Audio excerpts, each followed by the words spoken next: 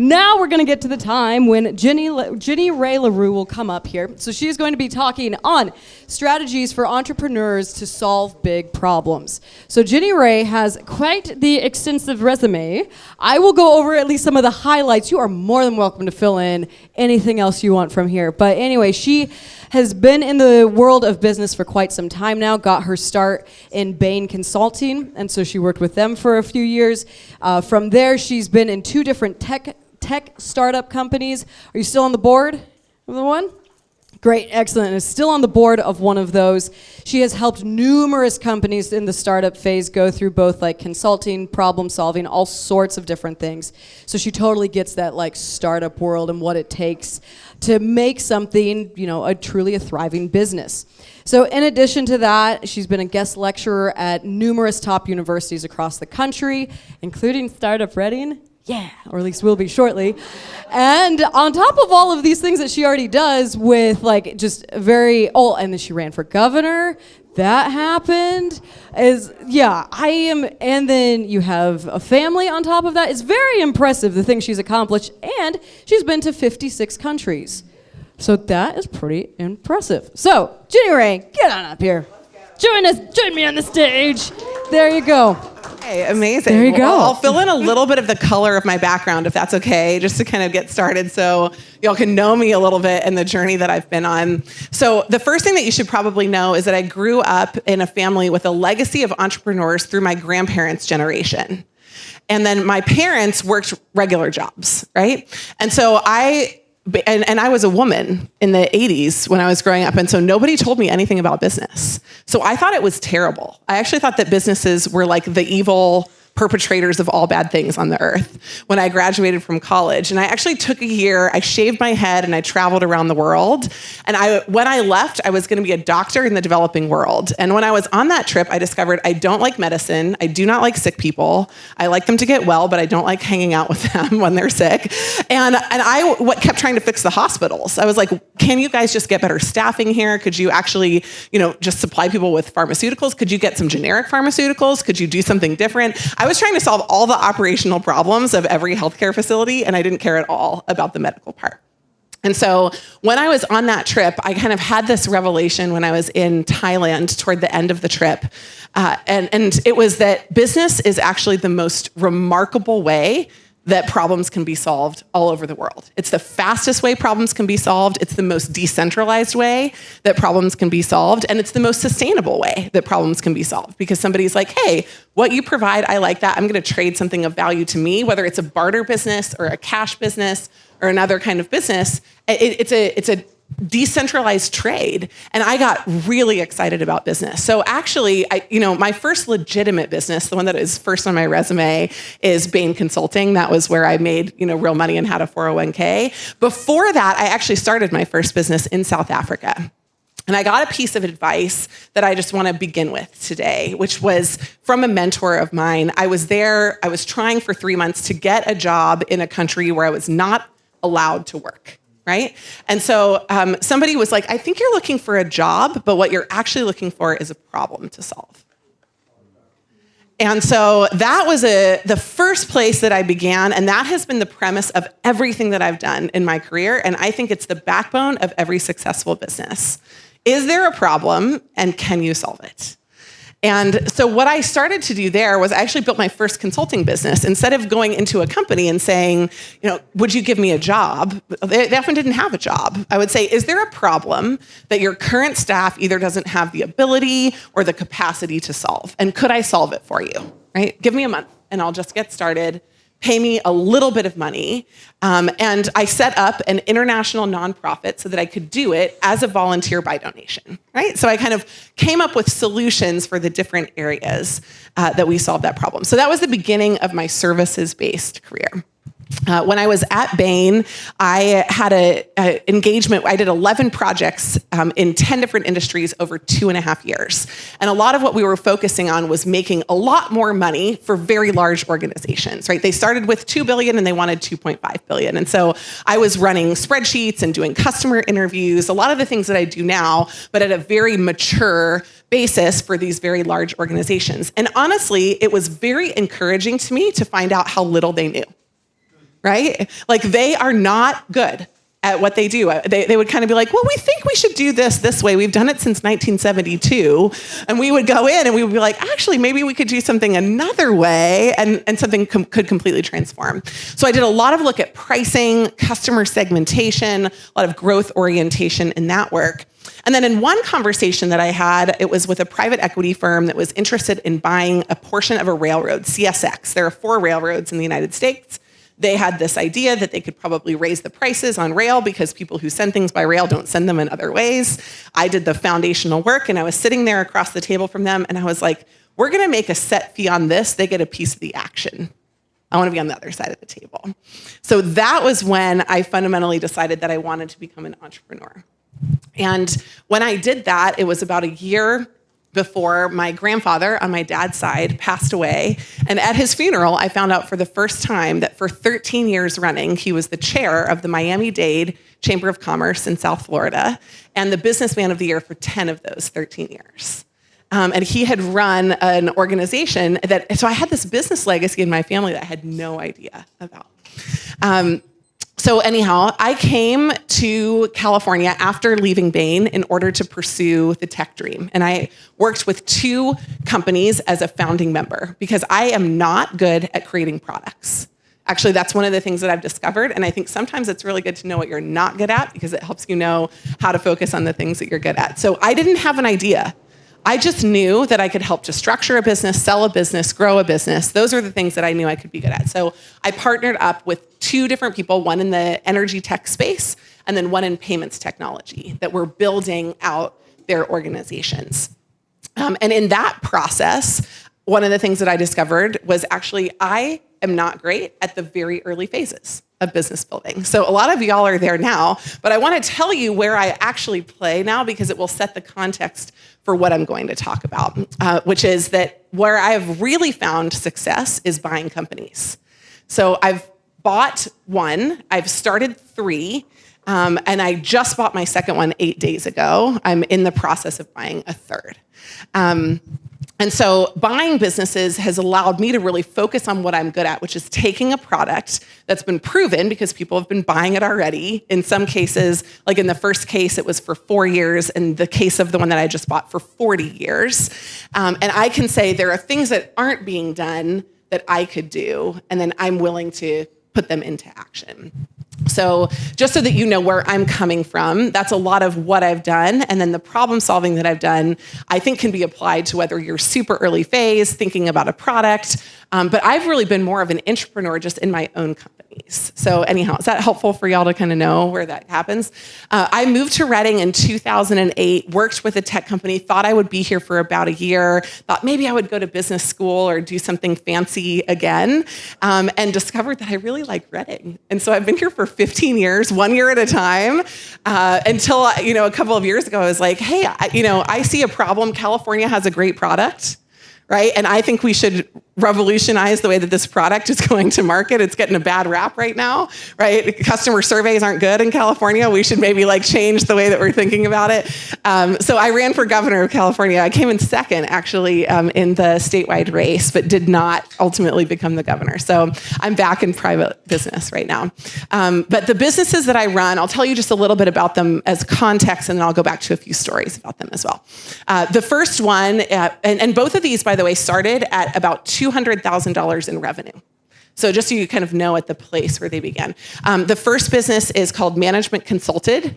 It is a website for consultants that want to either get jobs as consultants, who want to build consulting companies, or who want to become internal consultants, analysts or advisors inside their organization.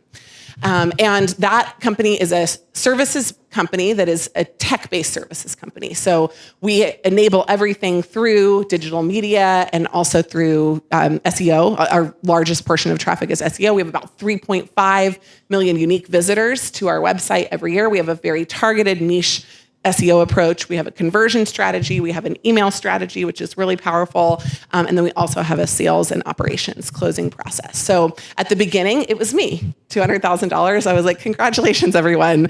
Would you like to talk to the manager? Yes, that is me, right? And over here, we also have the person who's delivering your services. And by the way, the tech person is also me, right? That was like the way that I did it. And I was willing and have always been willing to do everything. I was never the person who said, like, I'm going to hire somebody to do that. I've always been willing to do it poorly until it could be done better and until I had the funds to do it better. And I think that's an important mindset. Again, I'm just going to kind of throw out things for you today. So if in the questions later you want to get some more insight, happy to share that. But anyhow, so have scaled that now to the point where we have a back office and also front office group of people. The company has been like 2 days ago, I had a conversation with a private equity firm that was like, we would love to buy you. I've never had a reason to sell. And this is the conversation I had with them. The company makes money. I don't need money to grow. I need strategy and execution and other things to grow, but I don't need money to grow. We are paid up front. We have a very positive cash flow cycle. So instead of having to do any collections, we have no accounts billable. So everybody pays us at the beginning and then we deliver the services. Like, I was just like, what do you offer me? Right? And so I've had this conversation multiple times. I continue to have it because maybe at some point they'll give me a better answer than the one that I've had. And so it's interesting to be in that place from where we started at a $200,000 business. The second company, the one that I just bought 8 days ago, is in town. It's Matson Vineyards. I don't know if any of you guys have been there. And it is a like classic underperforming business, right? And it may be underperforming for its lifetime. Like, we'll find out if I'm actually good at this in a few years, right? But I'll tell you the premise of it. One of the things that I learned in operating and owning my first business is that if you can set it up to own it forever, you have a really different strategy than if you're thinking about exiting. Okay?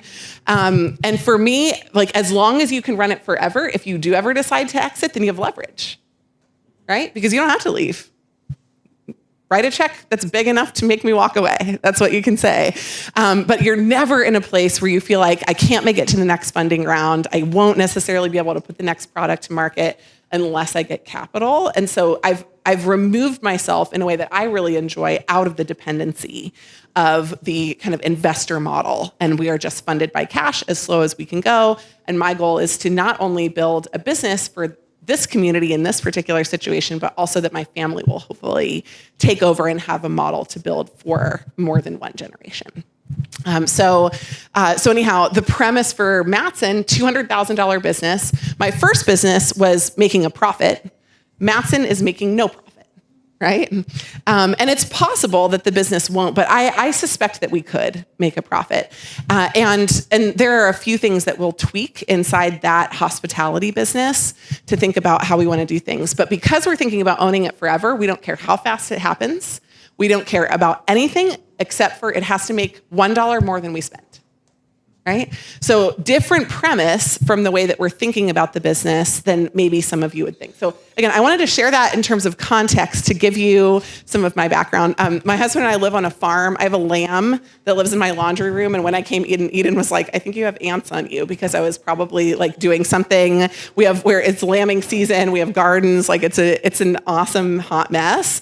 But one thing that's been super cool for me when I look back on my background is that a lot of the things that I did and tried that followed this 4-part methodology that I'm going to share a little bit with you today have been learning experiences that I've brought back in different seasons of my life. So the fact that we moved onto a farm 9 years ago has been very helpful thinking about running a business that involves farming grapes, right? We know a lot more about it than we would have, even though we haven't ever done it officially super commercially before. Same with, like I said, building a little bit of tech, right? Like if you built a little bit, you can probably build a lot. You can know where your limits are, but it's also helpful just to know that you don't have to have somebody do everything else on the outside. So the first thing that I want to tell you is the story of the networking Bible. This is going back to 2012 when I bought my first business. By the way, I was 6 weeks away from giving birth to my first child. I'm going to tell you a lot of things today, and most of it is what not to do. So for example, it's not great to close on a business and to later be in the hospital as the only worker, just maternity leave starts now and ends, right now, at this exact same moment. So anyhow, the part of the reason that I bought this business is that I was working in it. I worked in it for a year. I saw opportunity I didn't feel like the other owner saw. We got into a fight. I thought about leaving. Instead, one morning I woke up and I had the thought, maybe I should buy the business instead. And so I had a conversation with him in my leaving meeting, which I had already set up, that was it seems like you're done. Could I buy it from you? And so when I bought the business, the sticking point was around this concept that I had called the networking Bible. And basically to get into a top firm like McKinsey, Bain, or BCG, which you may or may not know those names, but they are like the mafia of the business world, right? They're behind every major transaction, every layoff that Google does. One of those three firms is in the wings advising a company on what to do. In order to get into them, it is harder by about a factor of 8 than it is to get into Harvard Business School. Okay, so from Harvard Business School, it's nearly still impossible to get into these firms. And so they're very coveted positions. They have an excellent training program. They pay you really well. And because of that, people actually invest in the process of becoming consultants at these firms. It's a game changer. We could show you data on the trajectory of how much money you'll make if you go there and how much money you'll likely make if you don't, right? So the investment is the differential that people pay us to help them do what they need to do. We're like the equivalent of a college prep organization, but for this very specific career niche. And so anyhow, so one of the issues that people were having is that they would get into an interview and then they wouldn't succeed. So we had solved for that in the business. One of the issues that they were having that we hadn't solved for is that they weren't even getting the interviews. And the way that you have to get an interview at these firms is very old school. You have to talk to somebody. You do not get in the door just by dropping a resume. You have to talk to somebody. They vet you. Only those people's opportunities go through it, 80% rate, right? So I had created this whole concept called the networking Bible. I was like, it solves for the problem. I'm feeling like I've done it all. We were selling at the time $50,000 a year worth of ebooks for $35, right? It was a PDF that people were downloading for $35. And so I was like, I think this is going to be as big or bigger than that. I'm stoked. High margin, replicable product, right? And so I spend the whole fight of he needs to leave the business because he doesn't see the vision for that, and I'm going to buy the business. And then my whole first month prepping for the launch for this thing, right? And we sold 7 copies, which wasn't great, right? That's not good, just so you know. It wasn't a lot of money. It wasn't at anywhere even close to what we had put into it. And so here's the premise that I just want to start with, which is that I think a lot of business owners, including myself, try to think about the new thing. We think if we don't innovate, we're going to die, right? But we don't think about how to solve big problems by paying attention to what's working and thinking about systems to replicate that over and over and over again. And so I just want to encourage you, what I did do, which I'll talk about next, was a success story about how I did better with that, which is that I recognized what was working, and instead of trying to do something new, I just did more of it. Right? So one of your first jobs is to figure out what's working. And so, for example, in a yoga class, pick one class and try to run 100 of them. And it might feel at some point boring for you, but creating a system means that you can replicate yourself. It means that people can understand what to expect. And then you can build innovation once you've reached that maximum capacity. But most people, I think, pivot or innovate in a way that distracts from the core mission of your organization, that doesn't lead you to profitability quickly, and then gets you to a place where you're over-innovating to the point of not actually delivering value in the measure that you need to. I work now with multi-million-dollar organizations, and this is one of the things I see all the time. They're like, new shiny thing, right? New shiny thing. And I'm like, great, can we go back to this one thing that you're doing? How many of those are you doing? We're doing 2. It's not enough, right? 2 people bought it. Nobody's bought the new thing. 2 people bought this. Can you sell 100 of that? That's the question I ask over and over and over again. And it's really helpful to clarify that. Same thing is true for current customers.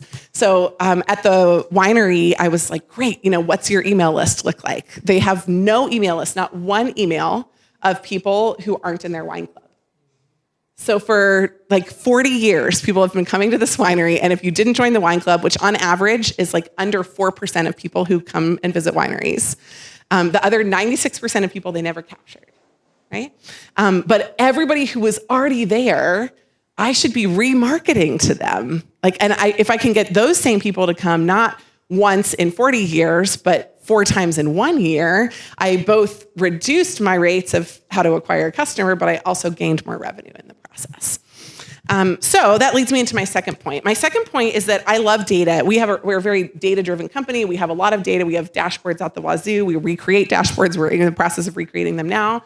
But customer data can't tell you how to grow.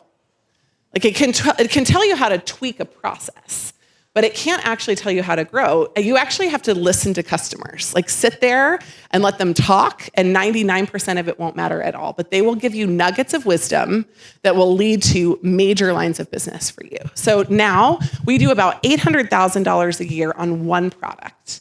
And that product is what I want to tell you the next story about. Our product is called Black Belt. Black Belt is a $2,000 offering, which is a service product. And it came at the beginning of the business. I was selling a service package for $375. It was a resume, a cover letter edit, and 1 hour of coaching. So you could sit down with me. And as my husband said, I could make you cry, right? That was the value proposition, right? Like I would make you feel like you weren't ready for an interview. And then sometimes people would be like, I would love to have that experience again because I would actually like to get ready for my interview. And they would come back and buy maybe a second session or a third session. But we listened to customers, and when the customers that had already bought for us, not prospective customers who had already bought from us, we would just sit there and say, like, I've got extra time. Like, do you just want to talk a little bit about how we could help you? What else do you need? What else could we do? And they told us, like, they just didn't feel like an hour was good enough time. But because we were the experts and we told them it was an hour, they felt like that was all they should need. Okay? So we thought, well, let's test it. And so we started with an additional 4 hours. And then ultimately we added the 8-hour package option. So it's now the same exact package that we had before, but there are 8 hours included with it. And so instead of selling, I think at the beginning we sold like $15,000 to $20,000 of that package, we sell $800,000 of that package. And partially because people have told us we want that. We've tested beyond it. We've gone to 20 hours. There's actually a big drop off at that point. But listening to customers is better than customer data. Like y'all need to be willing to sit with your customers and have them tell you not just what they want, but what they will pay for, right? We would pay more for this. We would do more of this with you. And you don't always have to solve for it, by the way, but you should test it in the way that we did. So that was something that was really good. Speaking of testing, the third thing is develop a testing methodology. So we've done some of this. This is one of the things that we're working right now in our now 12th year of my tech company business of trying to figure out how to do well.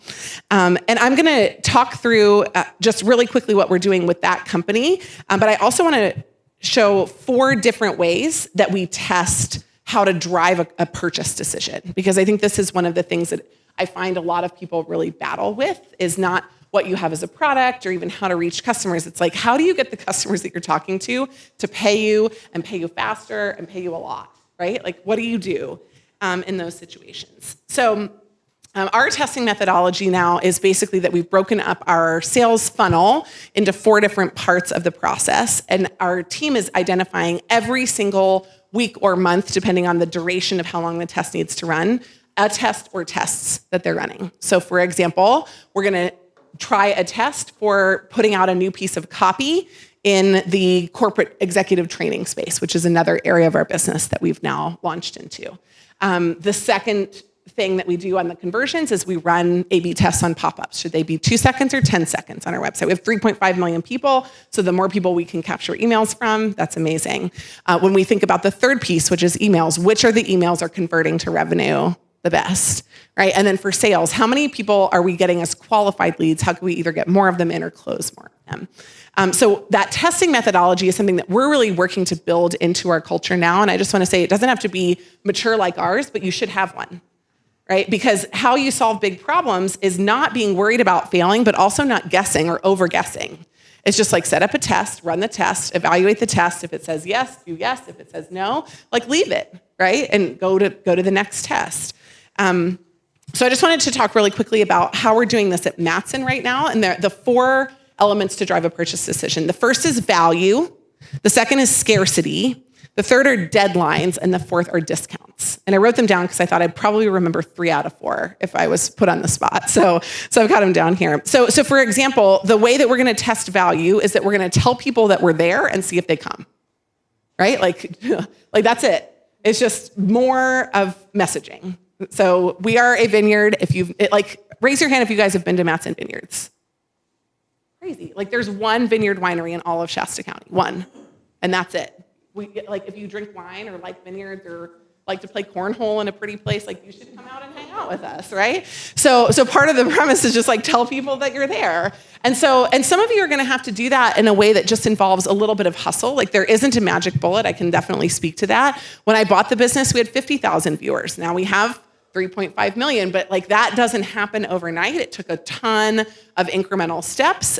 We have built an email list. We had 0. The previous owner had no emails except for the purchase emails, exactly the same place that we're starting with Matson, but we've worked on collecting them over time.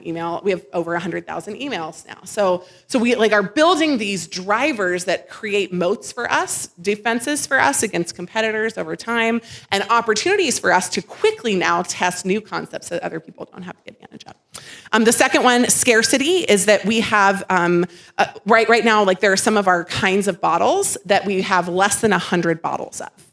Right? So we're going to test if we tell people there are under 100 bottles of this wine, come taste it and see if you want to take it home before it runs out, whether or not that's an opportunity. You can also create artificial limits for things, class sizes. Like you could host basically an unlimited number in a class size on Zoom, right? Like there isn't any reason why you couldn't have 700 people there, but tell people there's only 20 spots. Because if they're at 17 or 18 or 19, like it's more likely you sell the 20th. So the Case Club that we have there, which are people that buy 12 bottles every quarter, we are artificially limiting, basically by 5 new members every quarter, the people who can buy into that. Now we do a winemaker center for them every quarter. There's some value that's attached to it as well. But by artificially limiting it, we're curious. Like if we sell 5 instead of 1, we don't think we would have sold 10. If that makes sense, right? We're trying to get the numbers up from 1 to 5, not down from 10 to 5, but that's one of the things that we'll assess over time. The third one is deadlines. So events are one of our deadlines, right? An event is happening on Saturday. If you want to come, you have to come this Saturday. It doesn't happen again for X number of times. Not repeating events helps to set deadlines. So the more that you create either different names for what you do or innovative content, that can help.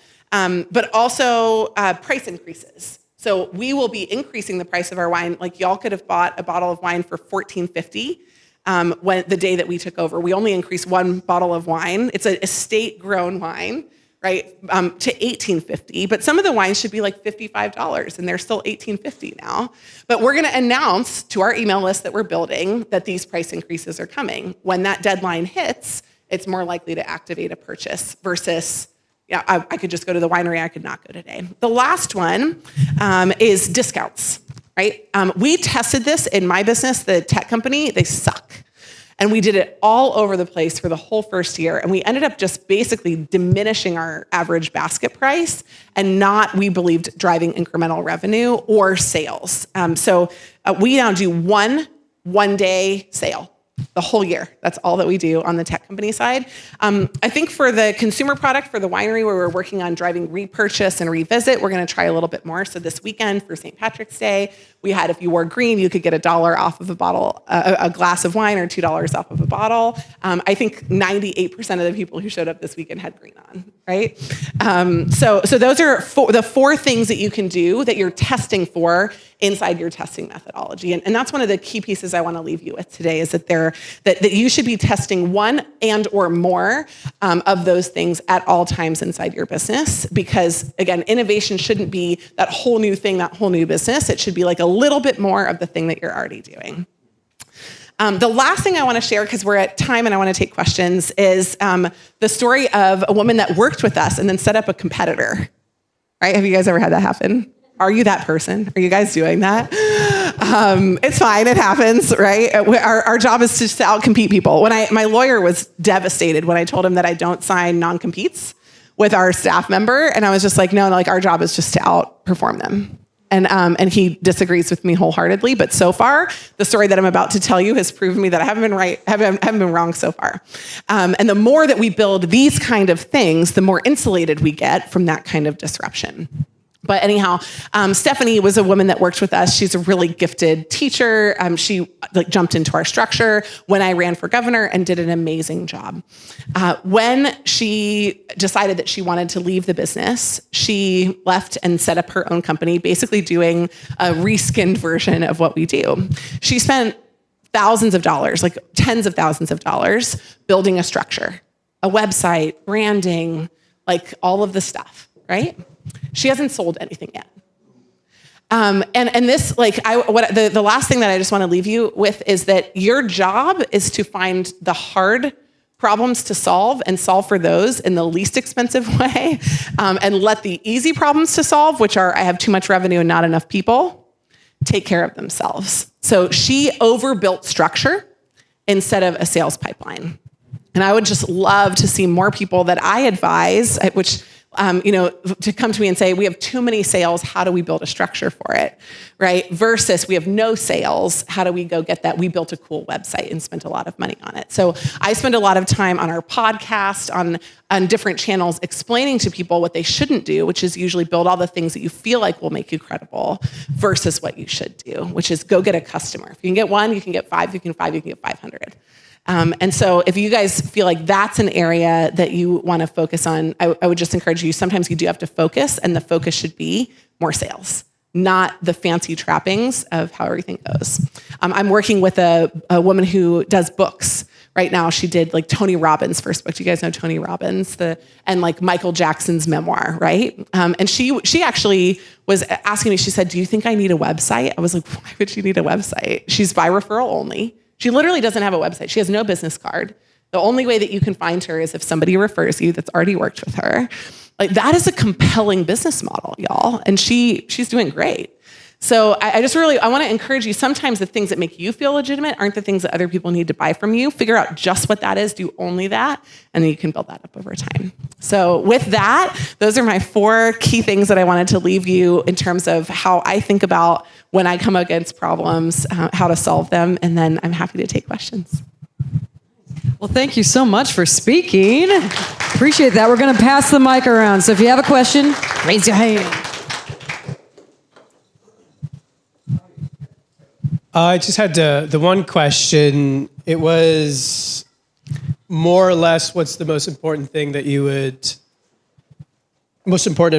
would give for a non-technical founder? But it kind of sounds like you answered that, and I just want to confirm that with you. But it's focus on sales before structure. Yes, absolutely. I mean, one of my business advisors, I didn't know he was a business advisor. It was a guy that gave me a $1,000 scholarship to college, right? He was in my hometown, Lancaster, Pennsylvania. And he went to Harvard. When he left Harvard, he decided to get a job as a line manager in a coal mine because he wanted to learn about managing people. It was the only way when he was 23, he could have 40 people work for him. And after that, he went and worked for a guy, and he said the one key takeaway that he had from the guy was sell it first, deliver it later, right? Like, if you can sell it, then the easier part, like I said, again, that kind of like, what's the hard thing? Selling it. What's the easy thing? Figuring out how to deliver it. If you have one unhappy customer, at least you know that people want to buy what it is that you're selling. And so I take risks like that. Usually they're pretty happy. And I'll tell you a quick story about one. We have people that come through our website all the time asking us for things that we don't deliver. So, do you offer a training in what we call the pyramid principle? It's a principle of executive communication where I tell you upfront, this is what the answer is. And then afterwards I provide the data. It was Meta, right? And so they said, would you come to New York and do a training? And the answer was, right? Of course, we don't do these trainings. We've never done it. So what did I have the choice to say? Like, no, we don't. Or we could build it. Instead, I said, absolutely, we do. Right? And so when they wrote the check for like 20 grand, I built the presentation. And not before. Like, before that, it was one page. Here's what you're buying. Me coming, us teaching, and then like we delivered it. And now that's become a like $1 million line of business for us, and probably is our fastest growth area. Why? Because they told me that they wanted it. We went through the process of figuring out what it exactly was that they wanted. We're Googling, like, how do you charge for a corporate training, right? And so yeah, sell it first and deliver it later. Thank you. Yeah. I got a lot of questions. Okay. Be as specific as you can. Like, if you guys have a really specific business problem, I can tear down and then build right back up. So the more specific you can be, the better I can give in terms of. Fantastic. First question is, would you like to have paint classes at your new winery? Heck yeah, I would. Yes. Well, I'll grab your information. Awesome. Great. The second thing is, you were mentioning finding a problem, finding something that's working and exploiting that.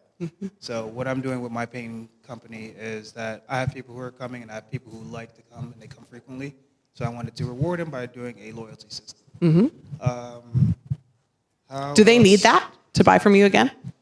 They don't, but it would set them up for coming to the third class, the fourth class, where now I will be doing something completely unique that they won't get if you're just a first-time customer. Okay. So it would incentivize first-time customers to want to come again, to actually be a part of the community. When you said that before, that was what I was thinking. I don't think you should care much about the loyal customers who will always come. Like, you care about them, obviously. Yeah. But what you really care about testing is whether or not the people that wouldn't have come again come more.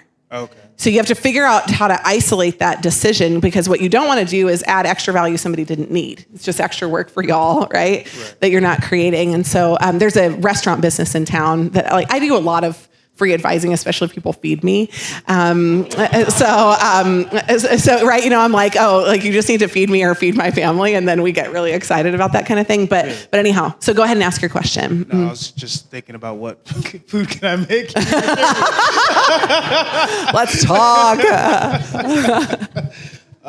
The other question was just more so relating into. So anyhow, I was just going to say there, I think you try to test without it. Yeah. See how many times you can get the same people to come back again. Offer them a new class, see if that does it. The lower you can make the level, and the better from a revenue generating standpoint you can do for people that are already thrilled. Yes. Let them just be thrilled with the product that you offer. Who you're trying to activate is somebody else. So don't necessarily talk to those guys. Talk to the one-time customers. Okay. Right? And don't try to get all of them back, but try to ask them what would you need to come back again, right?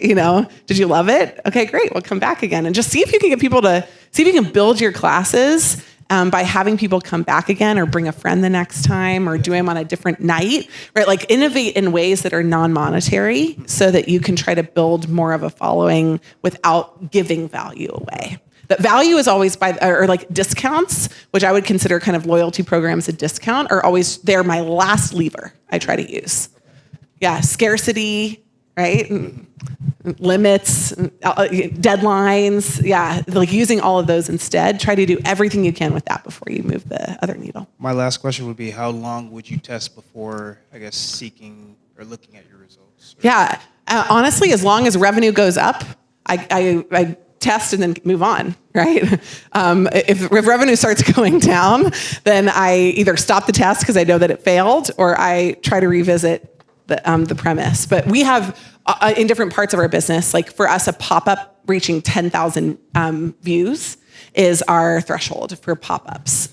Sales calls, it's a week usually, right? Because they're more in depth. So I don't have a great answer for that. You just said it. You said it, when it's done. Don't worry about over testing though, you guys. Your customers will tell you if they stop coming, you tested the wrong direction, right? Go back to what you did before and just go for it. Yeah, who was over here? Yeah. So I start with a quote that inspires me to ask this question. Okay. This is from the professor at the Wharton School of Economics. He's the director of AI. He says most companies, they have it upside down. The goal isn't to be data-driven. Rather, what we argue is that their data analytics should be decision-driven. What data is needed to solve the problems that we have? And for me, I'm a first-in-class company. I'm looking to develop digital tools that promote self-care. So it's not meant to replace physicians, but it's meant to empower patients so they don't have to go to the physician to find out how to do self-care. Rather, they can go to the physician empowered, knowing what they want to do. And in the area of asthma, it's been difficult to reach the market. I have done 3 rounds of product market fit, which all indicate that this seems very promising. Further down, there could be an expensive strategy of pay $20,000 to a market research firm to do this research for me to demonstrate product market fit. Tomorrow, I have a meeting with a nurse practitioner who serves asthma patients, and she's willing to help me reach customers, potential customers. How would you recommend that I go about leveraging this opportunity to make the most of it? Good. Good question and hard question, actually. Just because probably knowing a little bit about your product, I could give a better answer. Who's the payer? The customer themselves or somebody else? Yeah, great. I mean, the only thing that you have to do is figure out what would make her hate working with you. And that might seem backwards, but a lot of us start with what would make you love working with us. We actually usually don't have to clear that bar. What we have to clear the bar of is like what would make her stop or what would make her say no. And so you have to demonstrate, and I'll throw out a couple of ideas, for example. One is probably that you would treat her patients poorly, right? That they wouldn't have a good experience with you. The second is that you would over-communicate with her patients. They would feel like they were being bombarded. She's a caretaker of an audience of people. The third is probably that you help them not at all. That's honestly probably the last one. She probably cares more about relational friction than she does about the success of your product. The earlier y'all are, the more that you are working inside people's networks to take advantage of their relationship. Your job is to care for their people. It's not to succeed. You're all experimenting and testing, right? But as you do that, you need to make sure that people hear from you. They like the experience with you. They don't feel like you're, pushing or being aggressive toward them. So that's really, I think, the emphasis is just like thinking the flip way, which is, and we call this in my executive training, handling objections. Like, what are the reasons why somebody would say no to you? If you're asking for 50 grand in budget or 1.7 million in budget for something, like, don't start with what will make them say yes. Start with what would make them say no, and then address only that. You often don't even have to talk about the whole rest of it. So I'd recommend the same thing for you. We have one last question. Okay. So I have a question. I wrote down: sell it, build it, deliver it. So your example of the meta and something that you didn't do, but then you're like, yes, we do it. And then you Googled how to do it. Yes. So because what I'm trying It would to have do been is, perfect if I was at Google, like Googling how to train Google. That would have just been an even better story. But yeah, go ahead. So my question is, how do you overcome or have the confidence to do something that you've never done before and somebody's paying you for it? Mm-hmm. For example, I'm very confident in my photography and business headshot, and I want to expand more and to get people in Reading to understand that branding is, more pictures and how to utilize your images, but then also tie it into like a marketing thing, which marketing is not really my expertise, but it's something I enjoy doing, giving other people ideas how to do that. So I kind of yeah. So I'll answer this question with one of the things that we do in our training sessions at universities. When people ask, why should I hire you? The majority of people explain why they're better than someone else, right? So they create an artificial reference point. We advise people not to do that. Just tell everybody why they should work with you instead of no one. Your number one competitor is them doing nothing almost every single time. Right? And so a lot of you will try to say, I would like smoothie business, right? Like the number one competitor to not getting a smoothie or to getting a smoothie is not getting a smoothie. That's it. Like it's not another smoothie shop. It's not like I woke up and was like, I'm going to get a smoothie. Is it here or there? It's like, am I going to get a smoothie? You're answering a different question. And so for you, it's like, don't assume that they're looking at branding at all.